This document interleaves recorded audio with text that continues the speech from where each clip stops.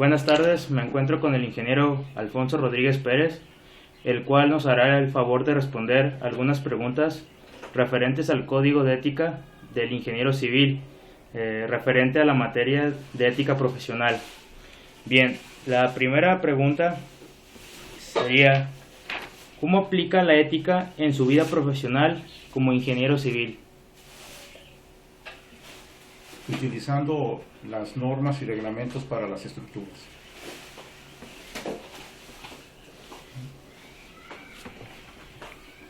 ¿Cómo apoya a la universidad donde realizó sus estudios? Pues impartiendo clases, dando cursos, seminarios, conferencias. ¿Cuál es el principal objetivo de su especialidad ante la sociedad? Diseñar estructuras seguras, que sean menos vulnerables a las cargas que van a estar solicitadas. ¿Nos podría mencionar algún ejemplo de un proyecto donde se haya actuado con ética?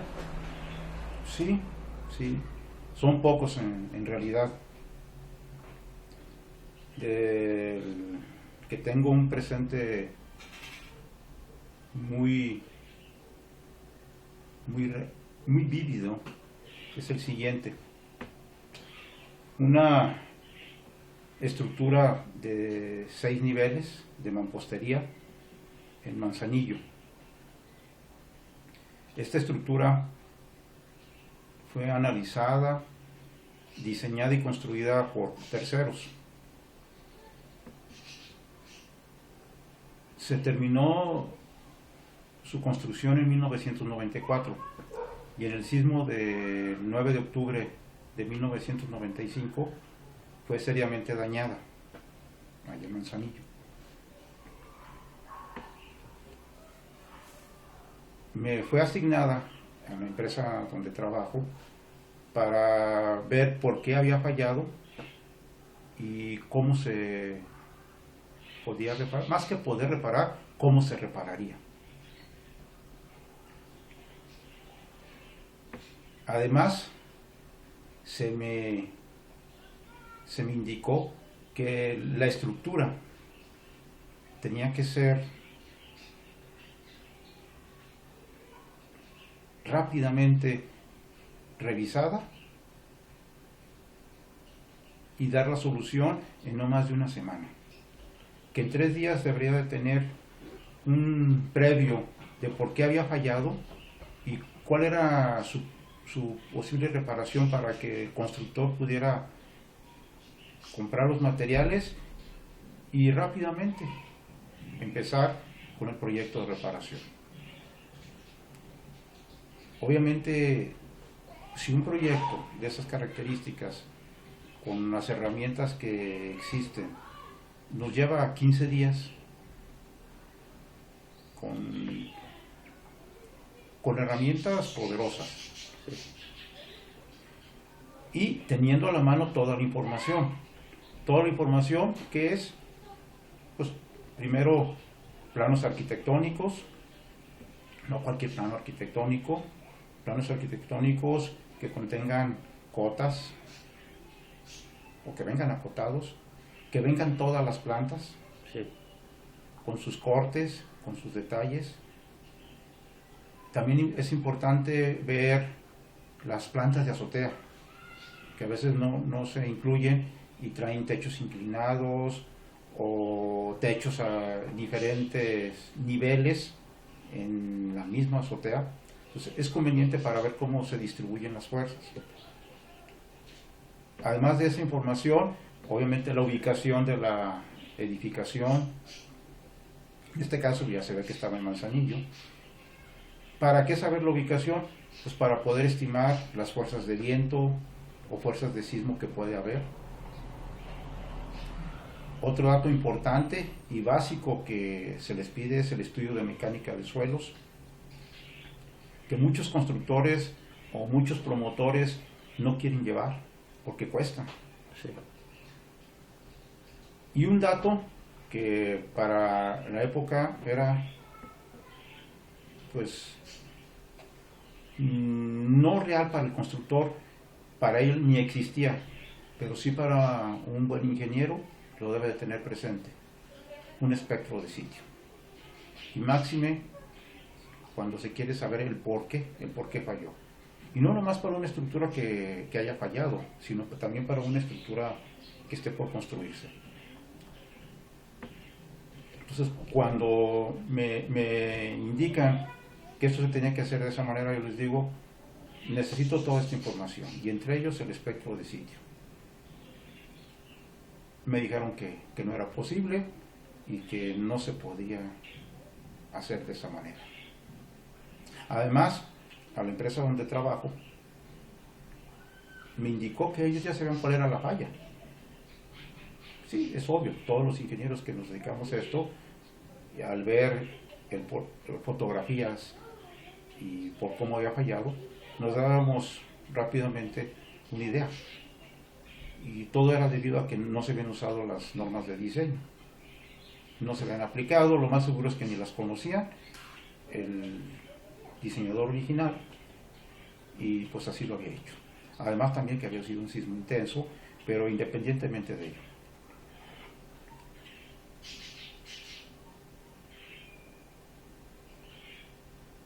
El edificio es un edificio de departamentos que adquirieron en su mayoría gente de la tercera edad.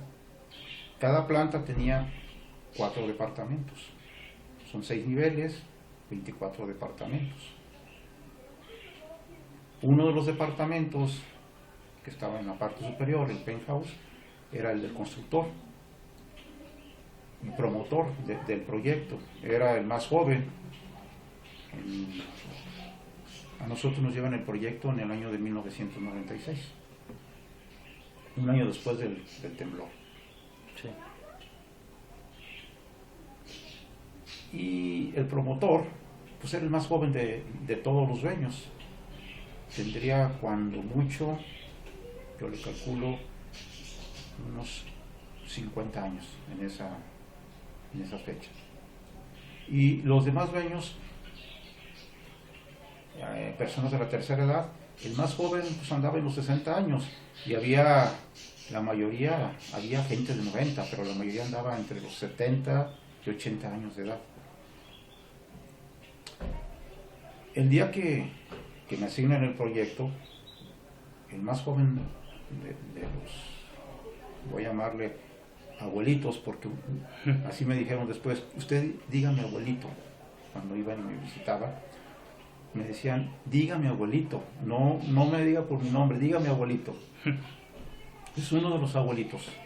El día que me estaban indicando que lo querían en una semana el proyecto prácticamente, escuchó que les dije, estoy de acuerdo, le dije al dueño de la empresa, estoy de acuerdo en que falló por falta de conocimiento de ingeniería, de las normas de diseño, pero no estoy de acuerdo en la reparación que se les está indicando. Y dije, no estoy de acuerdo porque podemos cometer el error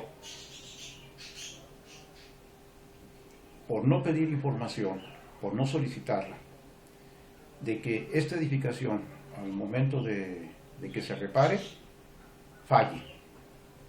Que porque tenemos toda la herramienta para poder demostrar que eso puede ser factible.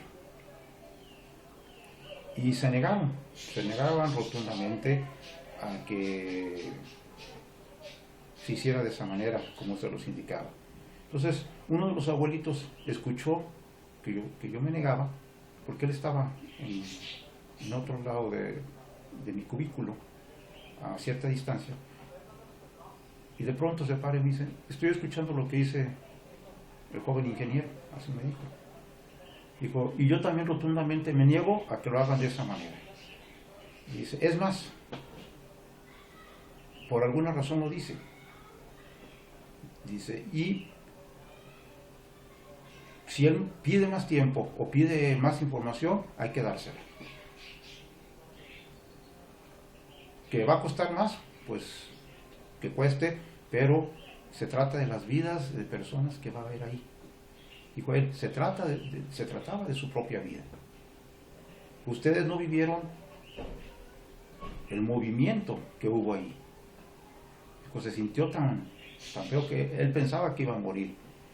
Si van y ven cómo quedaron las cosas, ustedes mismos dirán si es necesario que se lleve más tiempo. A un año después del sismo, fuimos y revisamos y efectivamente todo estaba al revés. Refrigeradores, muebles de sala, mesas. Dice, así como lo ven, no se ha movido desde hace un año. Así quedó. Y si las personas que estaban aquí fueron aventadas al piso, no queremos que suceda eso. Si se tiene que hacer algo drástico, se va a tener que hacer. Fue la primera vez, y me consta, que se manda a hacer un espectro de sitio de una construcción de este tipo. Las personas que lo elaboraron fueron las mismas que participaron en un espectro de sitio para la planta nuclear de Laguna Verde. Y ellos mismos me indicaron, esto nunca se había hecho para una estructura civil de un particular. Va a ser la primera en todo el país. Dice, ¿por qué lo quieren hacer? Que pues para usar la ingeniería. Sabemos que con esa información podemos ir más allá y ver si una estructura es capaz de soportar un sismo o cambiar y tomar otra decisión. Y efectivamente, al elaborarlo y llevarme 3 meses en generar los modelos y revisar, nos dimos cuenta, y más bien se dieron cuenta, que la propuesta que estaban dando no era la correcta. Y que si se hubiera hecho de esa manera, lo más seguro es que esa construcción hubiera fallado al siguiente sismo. Y con esa información, un espectro de sitio, que en esa época costó 80,000 pesos, y ahorita siguen costando 80,000 pesos, es increíble, pero se ha mantenido ese costo. Bueno, pues en pocas palabras ha bajado el costo desde el 1996 a la fecha, ahora 2014, se ha mantenido más o menos 70, 80,000 pesos el costo del espectro de sitio. Bien, se pudo demostrar que efectivamente fue la solución idónea o la correcta, porque en el temblor del 2003 que hubo en Colima, cercano a Manzanillo, hubo muchos daños que no fueron reportados porque en el sismo del 95 las autoridades que había en esa época fueron encarceladas, aduciendo que ellas habían sido el problema. Ellas no fueron las del problema, fueron autoridades anteriores de edificaciones que se cayeron. Prueba de ello fue hay una construcción que fue muy nombrada, el Costa Real, donde hubo varias pérdidas de vida, y por ello el presidente municipal y varios de sus personas que estaban a su alrededor fueron encarceladas. En el sismo del 2003 las autoridades de Manzanillo decidieron callar. Y esta construcción, después con las reparaciones que se hicieron en función de la información que teníamos, se pudo comportar satisfactoriamente.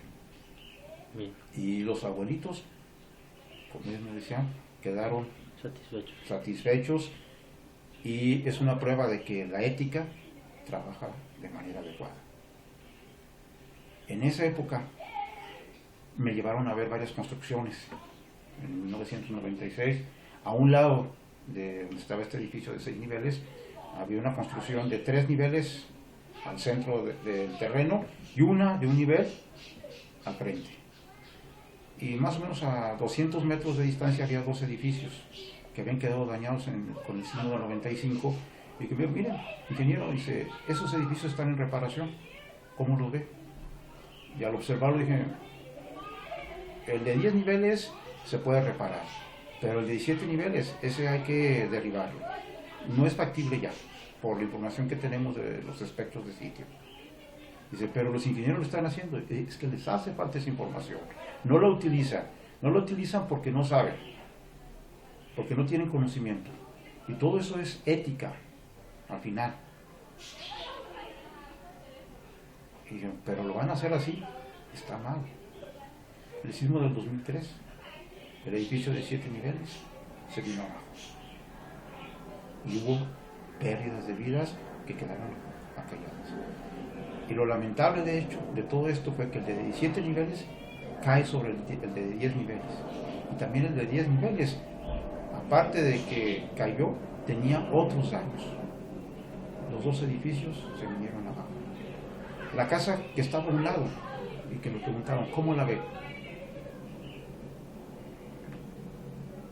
Dije, les comenté, en esta zona no construyen edificios de 3 niveles. Entre 3 y 5 niveles no es apto construirlos. ¿Por qué? De mampostería, por la información que tenemos del espectro de sitio. Bien. Y en esa construcción, los 3 niveles que ya habían sufrido daños, los quitaron por completo y quedó una construcción de nivel. Pues esa construcción de nivel la dejaron en 3, la hicieron una adecuación, la llevaron a 3 niveles. En el sismo del 2003 se vino abajo y murieron todos sus ocupantes. Los viejitos, los abuelitos, estando un día en la oficina, después del 2003, me visitan, los veo, me dicen gracias. Gracias porque nos salvó la vida. Gracias porque de alguna manera fue ético. Estos ejemplos que nos acaba de dar pueden entrar en la contraparte de los proyectos que no se han actuado con ética. El caso que nos comentaba de Manzanillo. ¿Hay otro más que quiera comentar? Esos y la mayoría, podría decir que casi todos. Lamentablemente, los ingenieros desconocen que hay herramientas para poder llevar a hacer las estructuras menos vulnerables. Y todo esto, la falta de conocimiento, la falta de aplicación de normas, la falta de estarse actualizando, hace que no sean éticos. Bien. Por último, ¿cómo se mantiene actualizado en sus conocimientos relativos a la especialidad que practica? Bien. Mi especialidad, no lo había comentado, son las estructuras dentro del campo de la ingeniería civil. ¿Cómo me mantengo? Estudiando por mi cuenta, ¿no? Otra, estando al tanto de las publicaciones que podemos llamar del estado del arte. Para ello, pues, es seguir estudiando. Otra, yendo a congresos, yendo a conferencias. De hecho, soy muy selecto en conferencias, en conocimientos. ¿Por qué? Porque aprende uno con el tiempo cuáles son las mejores, dónde sí se puede aprender, dónde no. Obviamente también a veces uno falla, pero adquiere un cierto instinto. Entonces, la mejor manera es estar al tanto de los conocimientos que se van dando, al tanto de las nuevas tecnologías, que pueden ser mucho o poco, cada uno lo puede ver de manera diferente. Actualmente hay tecnologías, por ejemplo, en el campo de las estructuras, sobre todo para sismo, que datan de los años 30, algunos vienen de los años 1910, 1920, 1930, 1940.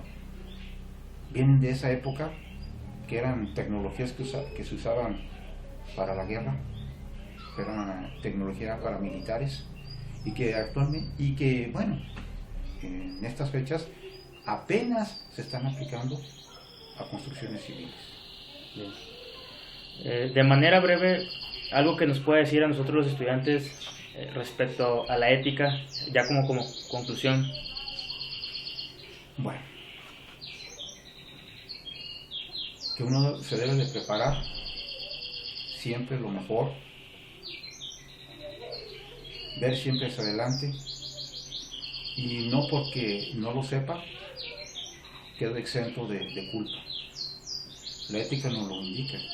El que no sepa no es que te vayan a quitar de ese problema. Es como el caso de un auto que falla mecánicamente. el conductor dice, es que yo no sabía que iba a fallar.